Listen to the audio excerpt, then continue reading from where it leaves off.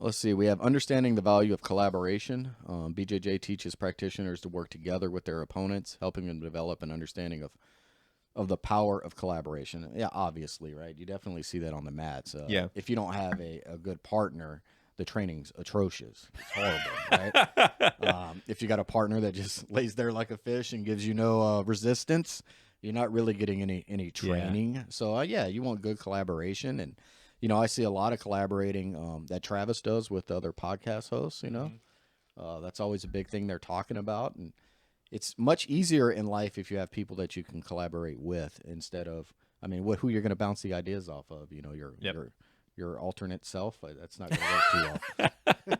No, it's true. And it's kind of like the saying, rising tide lifts all ships. I've been using that lately because it's just so true. And being a Navy vet, anything to do with nautical stuff is has a place in my heart.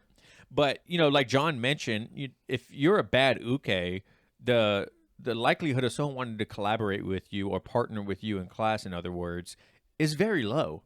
I don't want to work with people that don't have that mindset of building off of each other. You know what I mean? Like we're growing together, and it kind of goes back into the continuous improvement with your training partners, right? If you're an uke or a tori and you're going way harder than you should because you're trying to prove something during technique or something like that, or you just flop all over the place and you don't give that resilience or the resistance that, you probably should, it's going to be hard for people to want to partner with you.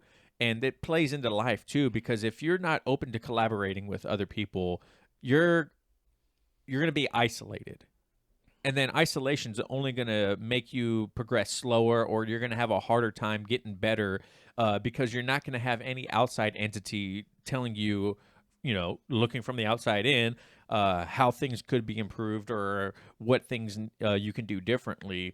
And once again, this kind of ties into that continuous improvement mindset. Yeah, for sure. Especially if you wanted to throw this in like a business aspect, you'd obviously want to collaborate with, if you have an end product, you might want to talk to the manufacturer, right? If you couldn't collaborate with them to get that product maybe more streamlined or more efficient manufacturing, which would help you both, then life's going to be real tough for you.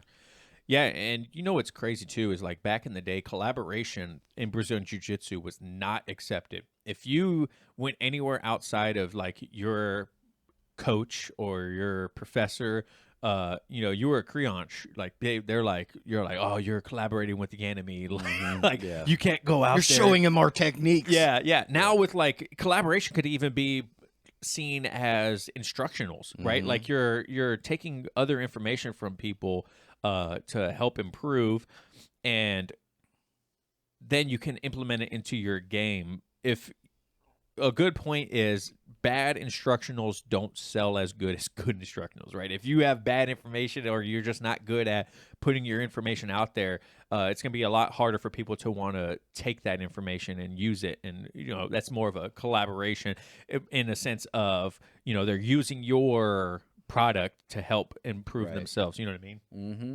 So, but yeah, that's how collaboration, the value of collaboration plays into jiu-jitsu and life.